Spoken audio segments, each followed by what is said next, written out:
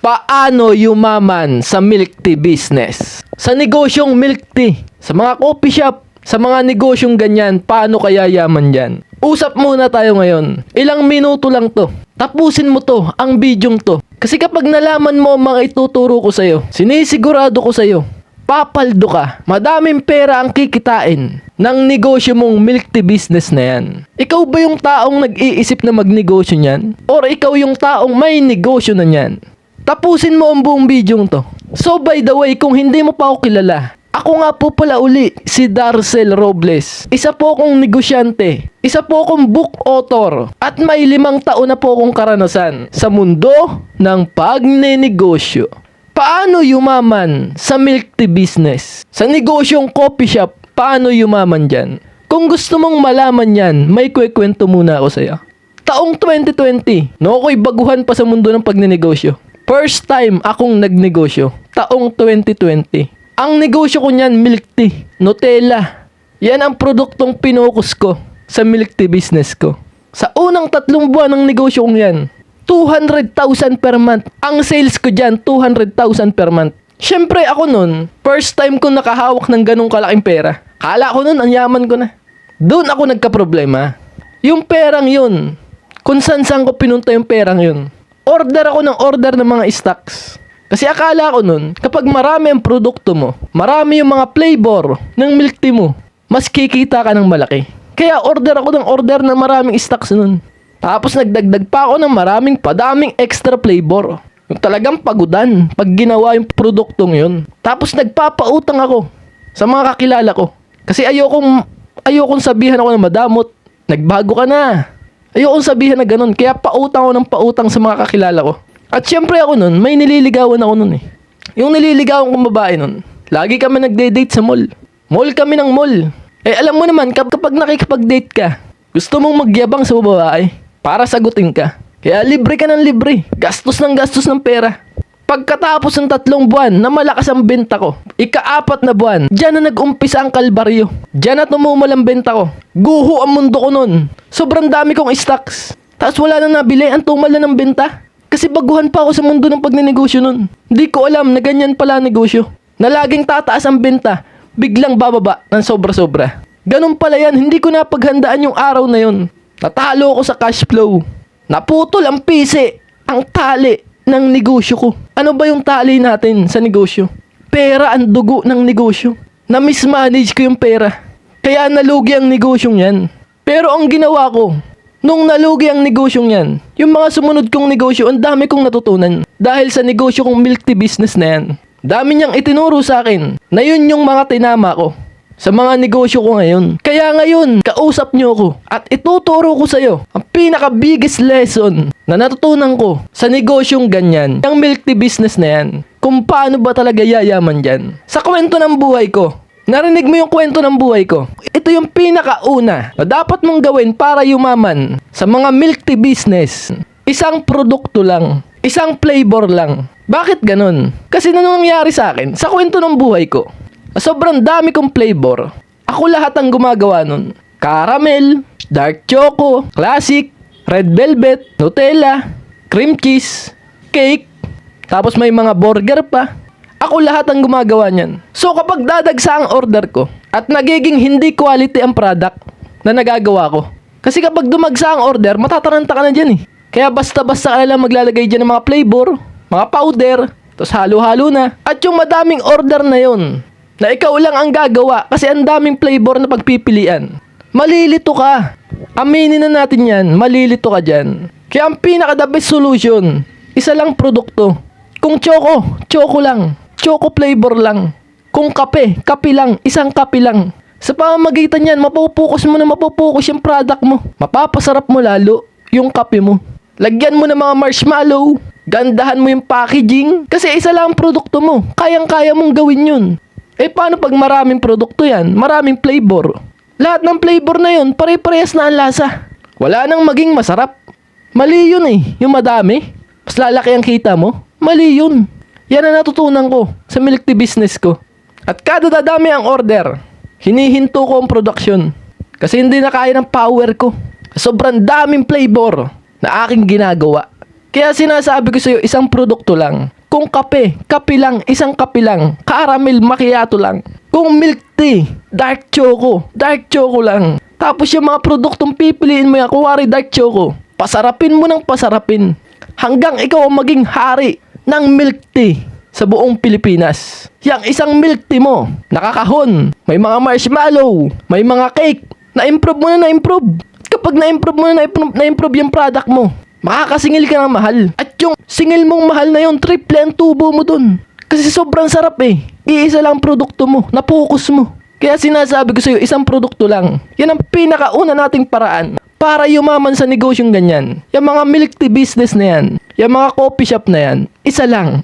Isang flavor lang. I-focus mo. Pasarapin mo ng pasarapin hanggang ikaw ang maging hari sa negosyong yan. Ayos? Okay, next dadako na tayo sa pangalawa nating paraan para yumaman sa milk tea business. Sa mga coffee shop ay ang galingan mo sa marketing, araw-arawin mo yan.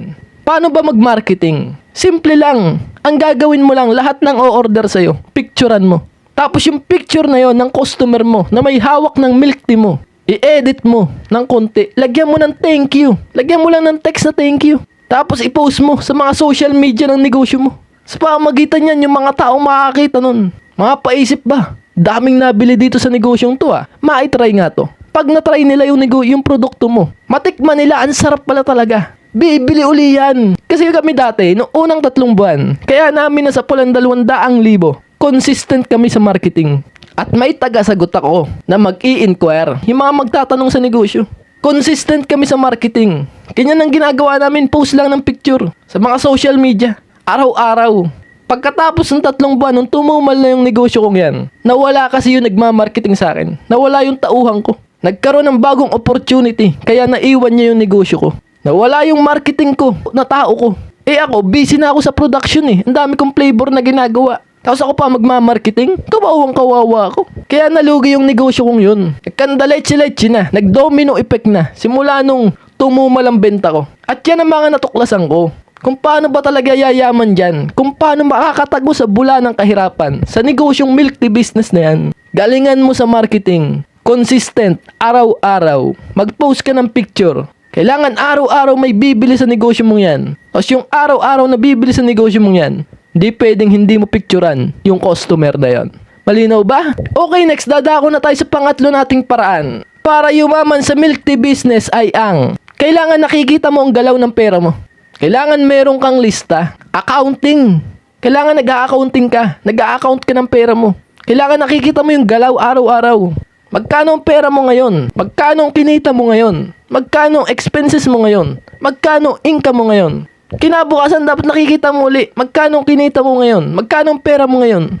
Magkano ang kinita mo ngayon? Kailangan araw-araw nakikita mo yan. Sa pamamagitan yan, makikita mo kung pababa ang benta mo. Kung palugi na ang negosyo mo. Isipin mo pag araw-araw ka nag-a-accounting. Gabi-gabi, naglilista ka lagi ng benta. Makita mo pangatlong araw, bumababa ang benta mo. Ang pera ng negosyo mo. Diyan pa lang matatauhan ka na. Na kinabukasan dapat bumawi ka. Yan ang greatest motivation. Talagang gagalingan mo. Ganyang kahalaga. Kailangan may accounting ka. Di yung tsamba-tsamba ka lang. Bastahan ka na, hindi ka naglilista. Pustahan tayo, makukupitan ka dyan. Di mo alam kung saan pupunta ang mga pera mo. Ang dami mo ang benta. Di mo naman alam ang pera mo. Wala ding kwenta yan. Kailangan na-account mo.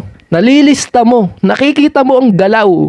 Ang numero ng negosyo mo. Yan ang pangatlo nating paraan para yumaman sa negosyong milk tea business. Okay, next dadako na tayo sa pinaka-importante nating paraan. Ito na yung pinakahuli na paraan para yumaman sa negosyong milk tea business, mga coffee shop ay ang gawin mo lahat, isipin mo lahat ng paraan para yung milk tea mo tumagal ng 1 linggo na hindi napapanis. Bakit ganon? Sa pamamagitan yan, masasapul mo ang distribution business model. Buong Pilipinas matatarget mo. Mapapadeliver mo yan na parang mga Shopee sa iba't ibang mga lugar.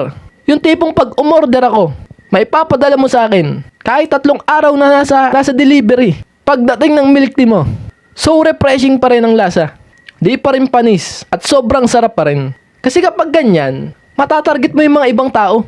Yung mga malalayo, nationwide. Kasi kapag yan yung mga barangay-barangay lang, mga dyan lang sa lugar ang mo tatargetin mo. Kakaunting tao lang yan.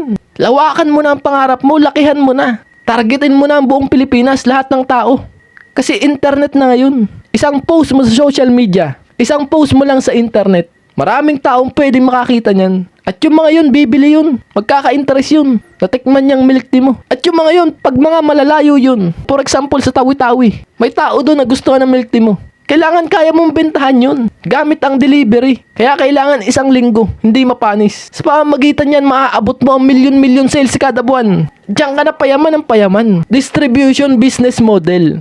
Nationwide, targetin mo. Lahat ng Pinay, lahat ng Pinoy. Sa Pilipinas, kailangan market mo. Naniniwala ako, ang tanging paraan lang sa pagyaman sa negosyo, sobrang laki ng pangarap mo. Sobrang laki ng pangarap mo. Tinatarget mo ang buong bansa. Hindi yung barangay-barangay ka lang. Naniniwala ako, nasa palakihan ang pangarap to. Yan ang pinaniniwalaan ko sa pagninegosyo. Kasi kung malaki ang pangarap mo, walang makakapigil sa'yo. Lahat ng problemang danasin mo sa negosyo, susolusyonan mo. Kaya ako to sinasabi sa'yo, dahil meron tayong kalaban. Ang kalaban natin dito, napapako tayo, naboburnout tayo, napapagod tayo sa paulit-ulit na nangyayari sa negosyo natin. Dahil mali ang market natin. Barangay-barangay lang ang pangarap natin. Yung mga tao lang sa paligid mo, mga binebentahan mo. Kaya kapag hindi sila bumili, nasasaktan ka. Kasi ang liit ng pangarap mo. At yan ang matindi nating kalaban. Kaya ngayon pa lang inaanyayahan kita. Seryosohin mo ang usapan natin to. Palagi tayo mag-usap. Subscribe mo na ako. Sama-sama tayo dito. Mga kapwa negosyante ko, salamat nandito ka. Salamat kausap kita ngayon. Sama ka sa akin. Palagi tayo magkwentuhan tungkol sa pagninegosyo para sa magandang kinabukasan natin. Subscribe mo na ako. Pindutin mo yan, subscribe na yan. Mga kanegosyo ko, palagi niyo pong tandaan ito Bawat baso ng milk tea na binebenta mo, yan ay paalala na may pangarap kang buhay na buhay sa puso mo. May pamilya kang gustong iangat. 'Di ba? Kaya nga nandito ka. Kaya tayong dalawa'y nagkausap. Palagi mong tandaan, kilusan mo lang ng kilusan. Kasi kapag dumating yung araw na nagbago na ang buhay mo, kumikita na ang negosyo mo, may mga taong binabalik-balikan na ang negosyo mo dahil mahal nila ang produkto mo. Yan na yung araw na sasabihin mo, dati pangarap ko lang ito pero ngayon, hawak ko na. Yan yung linya na patunay na sobrang layo mo na. Kaya huwag kang matakot magnegosyo. Tuloy-tuloy lang sa bawat problema. May natututunan tayo at pahusay tayo ng pahusay.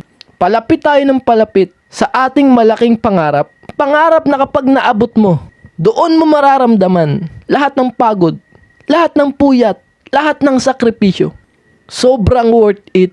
Sobrang worth it pala ng ginawa ko. Sa negosyo, hindi importante kung saan ka nagsimula. Ang importante kung gaano ka katibay, gaano ka katatag, hanggang sa marating yung pangarap mo. Palagi kong pinapanalangin sa'yo, sana maabot mo ang tuktok. Maraming salamat sa ating magandang usapang ito. Alam ko na gustuhan mo ang pag-uusap natin to. Subscribe mo na ako. Pindutin mo yan, subscribe na yan. Subscribe mo na ako para lagi tayong makapag-usap, makapagkwentuhan ng gantong usapan. Pindutin mo yan, subscribe na yan. At nga pala, sa mga gusto pong suportahan ako, bili po kayo ng libro ko tungkol sa negosyo. Ginawa ko po yan para sa inyo. Sa mga gusto pong umorder niyan, text nyo lang po ako sa number na yan. Or comment po kayo sa baba na o-order, kukuha po kayo ng librong makapangyarihan sa negosyo. Sobrang sulit po niyan ng librong yan kapag nabasa nyo yan. At yun lang po muna. Maraming salamat po sa ating magandang usapan ngayong gabing ito. Ako'y magpapaalam na po muna. Kita-kita po tayo susunod. Ako po muli, si Darcel Robles, na mag-iiwan po sa inyo po ng katagang ang tamad. Wag na wag mong papakainin. Ciao, bye!